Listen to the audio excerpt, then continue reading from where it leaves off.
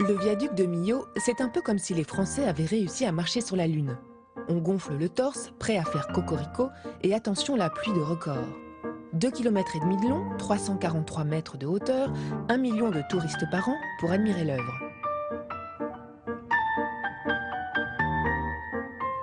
C'est bien simple, c'est le plus haut, c'est le plus long, c'est le plus beau. Et cette bonne idée, c'est pas à Millau qu'on l'a eue, c'est comme toujours à Paris, dans un ministère, à la fin des années 80.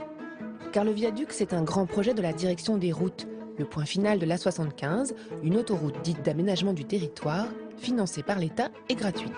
L'A75, c'était une autoroute vraiment importante. Le directeur des routes. Le Massif central était vraiment très enclavé et donc c'était un élément extrêmement fort. Le désenclavement du Massif central, qui avait commencé avec M. Giscard d'Estaing, par exemple, il y a maintenant bien des années, dont cette autoroute avait un rôle, je crois, très particulier, d'une part de doublement de la vallée du Rhône, bien entendu, et également de désenclavement du Massif central, et donc c'était une double fonction qui était vraiment importante. Soulager l'autoroute du Sud, sortir le Massif central de son sommeil, sauf que l'autoroute butait sur Millau, petite ville de 26 000 habitants encaissée au fond de la vallée du Tarn.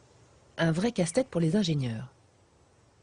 Alors Millau, c'est évidemment un point très difficile, bien entendu, puisqu'il y a les causses, il y a évidemment des dénivellations extrêmement importantes, et il y a également, il faut le savoir, des problèmes géologiques très importants dans la vallée du Tarn. Et donc le passage de Millau était le problème vraiment extrêmement important à traiter. En attendant l'autoroute, on descendait par une nationale, et chaque été on était bon pour entendre le même refrain au journal de 20 h. Et puis le traditionnel point de blocage est apparu sur l'autoroute A75 entre Millau et le Dèvres. Et ce genre de reportage, ça ne plaisait pas du tout au député maire de l'époque, Jacques Godefroy, devenu le plus fervent défenseur d'un projet de viaduc à Millau. Quand il y a 5 heures d'attente en voiture pour franchir Millau, on est dans l'obligation de trouver une solution. L'ancien maire. Alors il y a eu plusieurs propositions, bien sûr. Il y a eu soit passer dans la vallée, soit passer en hauteur, soit passer vers Saint-Afrique, soit passer au-dessus des gorges du Tarn. Il y a eu une quantité impressionnante d'ébauches.